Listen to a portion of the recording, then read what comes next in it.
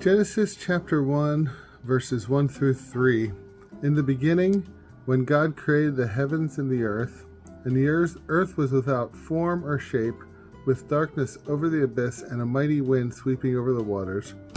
Then God said, "Let there be light," and there was light. So what does this say for us? These first three so important words of the Bible for Christians and Jews. Well, it said there was a beginning. I wasn't there. You weren't there.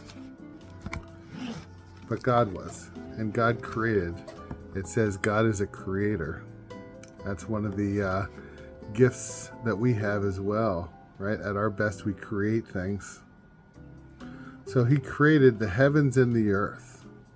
Now we can think of the heavens as the sky and the earth as soil, right?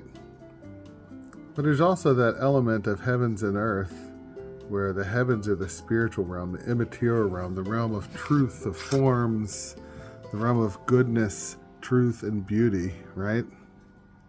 The realm of the things we know exist but are not physical. And the earth representing the whole material universe, right? Multiverse, with all its complexity, all the things that line up that don't seem to make sense to, and that somehow have no intrinsic consciousness, but where consciousness unites in animals here on earth, and no intrinsic goodness, but we have a sense of goodness, and no intrinsic beauty, but we have a sense of beauty. So in the beginning, when God created the heavens and the earth, we understand something already of this God, because we already live in this earth, and we already experience the immaterial heavens. And the earth without form or shape, with darkness over the abyss, and a mighty wind sweeping over the waters. And God said, "Let there be light." And there was light.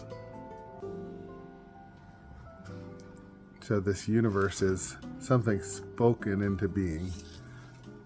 We know that something from nothing happened, because we know there's a beginning. And yet, isn't that just wild that there's something, right? Why is there something and not nothing? If there was once nothing, why is there now something?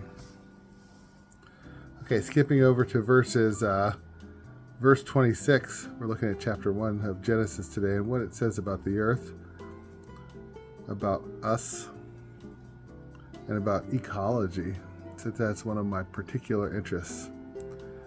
Then God said, "Let us make human beings in our image, after our likeness."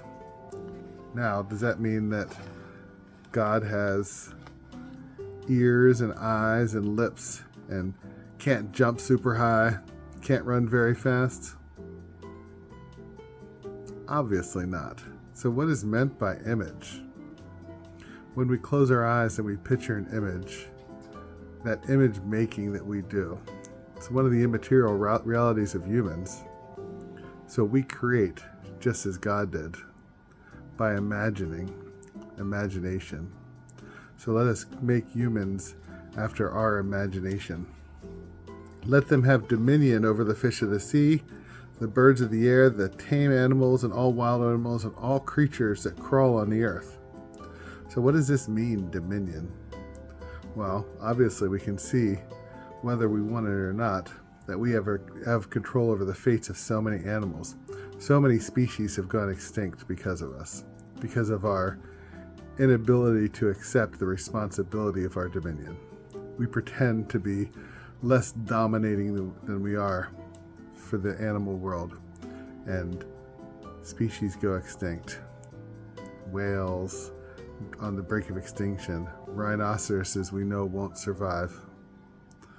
We take the land, we take tusks from elephants, even though they take hundreds of years, right, to live. You know, We destroy bats. We destroy insects without even a whole species of insects without even thinking twice, without thinking about it much at all. So this book is pointing us to take our thoughtful, our image making, our creative, our mental, our intelligence, our genius, and direct it to our responsibility, what we have dominion over, whether we want it or not. God created mankind in his image. In the image of God, God created them. Male and female, he created them. There we are, men and women, created the first time in chapter 1.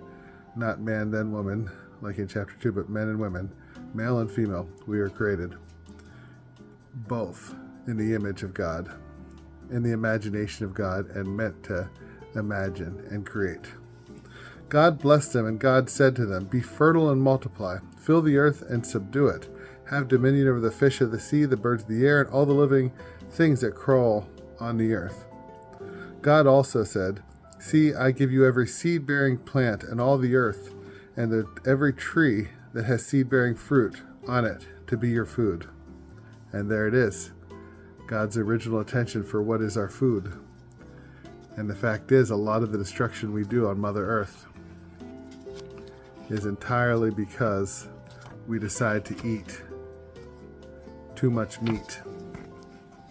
We have created too many cows in feedlots, right? In factories, basically. Too much chicken, too many pigs, too many hogs. Now, I don't say we should necessarily go to none or even go back to this original diet that obviously makes us healthy. When we see the 90 and 100-year-old healthy people running around that are vegetarian or near vegetarians, right? We know it. We know God created us for seeds and plants and grasses, oats, rye, nuts. We know we're created. It's right there in Genesis 1. And if we did it, it'd be better for the world and it'd be better for us. Well, there we go. That's my annotations on Genesis chapter 1 and my thoughts on it. What do you think of this video?